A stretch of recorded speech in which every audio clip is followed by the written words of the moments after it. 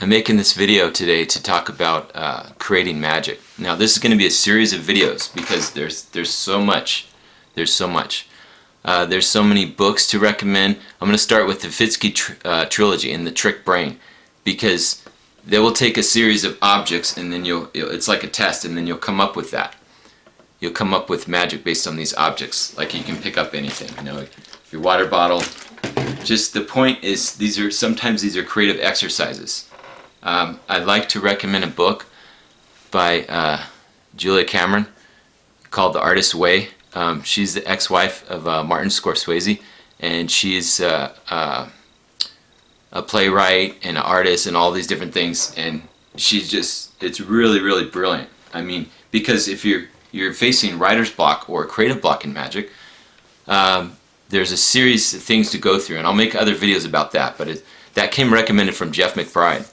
So there's just so many things that I can talk about, but what I want to talk about a little bit today is how I develop my original material. Now there's many different ways. I remember Michael Skinner, we used to go meet, he had places in Vegas to meet with just a few people, and Allan Ackerman, my mentor, we would meet, and he used to talk about how he would develop his material, and he is very meticulous when he would prepare for his shows at Lily Langtry's.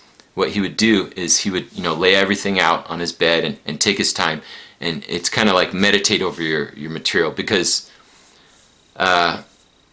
there's all these processes that we have and then we develop, right? He says it's like you have your gems, right? Your strong master routines. You sometimes they're up on the shelf, but you have to polish them, and you have to, you don't just put them back and forget about them. But Michael Skinner performed at the castle, and he performed there for a couple weeks, and he never repeated the same effect, and that's how he actually got the job working for Steve Wynn at Lily Langtry's. So in his prime, he was among the best in the world at close-up magic. So what he would do is he would say that discover what you want to do, decide on that, and then do your homework and look at the methods, and then develop methods. Because sometimes we can develop a routine around a method, and it does work. I'm not saying there's certain ways, just generally it's better to decide on what you want to do and then find the best way to do that, right? Many people wonder why Ed Marlowe had so many variations. Well, part of the reason is because among the art, you have a lot of people that steal stuff. So if they would steal something, they wouldn't get it all, because actually he's constantly it would be a revision. Like he would have a file cabinet, and what he would do is he would just keep going over it and adding. So he would actually be stacking up, like for, say, a Triumph, then he would have all these different variations. Or for Open Travelers, then what he would do is he would just keep developing it, and the methods would change, but then you end up having all these different variations, and the professional performers would say, yeah, just stick to one, which is true. But you see, it's the same thing. Like you look in if you compare it to music, and you might say, oh, it doesn't compare to music, but it does to a degree. It's comparable. You have the cover bands versus the people that are brave enough to put out original songs. I mean, you could go on and on. But in magic, which we're talking about, to develop the material, you decide on what you want to do, then you do your homework. Now you go to someone like Allan Ackerman or John Rockerbomber, or someone like this, Bill Kalush, someone who really knows the credits, and you say, have you ever seen this before?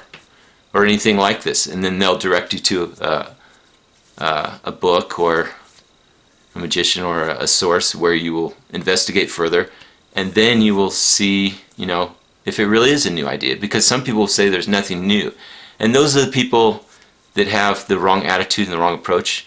Because you see, there's the 7 principles of magic, as we know, and there's actually more than that. The 7 plots. If you read the book Neo-Magic Artistry by S.H. Sharp, he really goes into it, and Fitzky goes into it too. And if you look at all of that, there's much more, because when you take one thing, you can make so many variations off that.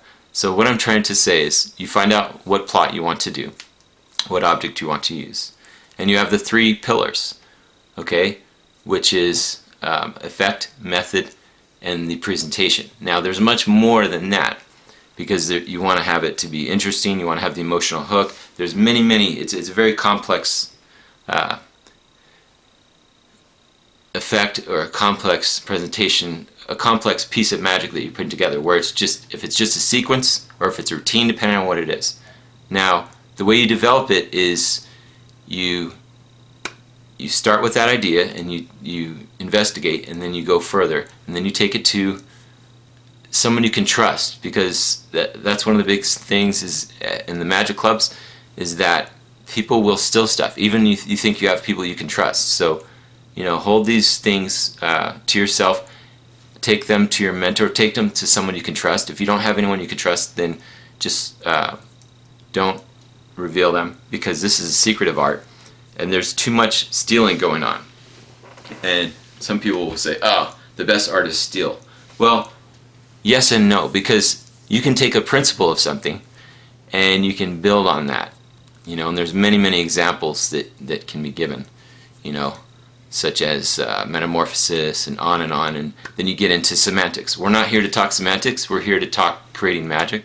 So now when you play with the methods and you play with this, you go through a whole process, and it's the cycle. Now Tommy Wonder calls this the vicious cycle, and he said the basic difference between amateurs and professionals is that professionals perform the same magic over and over again for a different audience, whereas amateurs are always trying to do the next new thing, and they perform for the same people, the only people that will watch it, their family members and friends. So it's interesting, but you see, what you need to do is you need to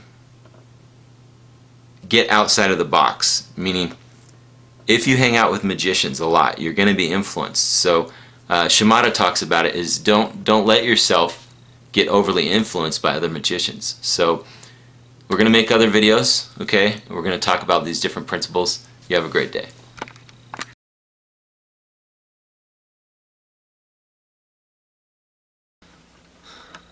Alright, Darin Martineau here. I wanted to talk about my SURREALLUSION system. Okay, there's many different levels and products that I'm building. You can get the products separately, or you can get them all together. Okay, for the beginners, beginner students, I have the beginner level, which is only $5 a month for access to over 100 videos. Plus, every time I add a video, you only have to pay the monthly fee, $5 a month. You might say, why so cheap? Well, I wanted to make this available to everyone because, when I was getting started as a magician, I realized, it's expensive. It costs thousands of dollars. So the beginner level is $5 a month to access over 100 videos, and you get constantly new exclusive content. Now, for the more serious students, I have the platinum level. The platinum level is $10 a month, and you get, right now it's 231 videos, and it's growing every day. And what that is, it's a higher level of training, because you're getting the beginner, the intermediate, and the advanced. You're getting all of the video tutorials. There's also articles in there. There's also free ebooks in there. You're getting everything, all of my creations of magic, everything that I'm creating, all of my exclusive original magic is in there. Then I have the gold level, okay? There's a special limited time offer. The gold level is a $97 product, and what you get is you get all 231 videos, and it's a one-time fee. You don't have to pay anymore after that. You're purchasing the whole system, okay? Now, with that, you get $60 value. The $60 bonuses. You get the free SURREALLUSION, the SURREALLUSION t-shirt, which is brand new. You get the 2 ebooks, which I have, which is the SURREALLUSION system ebook. Now the ebook is a very powerful ebook. There's a lot of the principles in there. I've gone through hundreds of the best books in magic to extract out the top principles in there, and it's still growing. This is an ever-growing system. This is an ever-growing system, but that is just the beginning of the system, is the book. The SURREALLUSION system ebook is an incredible book. It's also a checklist when you're creating your magic. one of my favorite books, Neo Magic Artistry. I quote a lot of that in there. There's a lot of other things, but I've just taken through years of research and development and put it into the SURREALLUSION system ebook. Okay, so you get that. That's a $15 value. Then you also get my first set of lecture notes in there in the ebook form.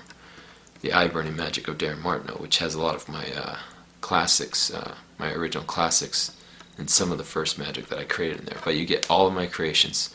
Okay, it's $97 for the gold level, and you get the $60 bonuses of the free t-shirt and the 2 ebooks. So that's the 3 bonuses.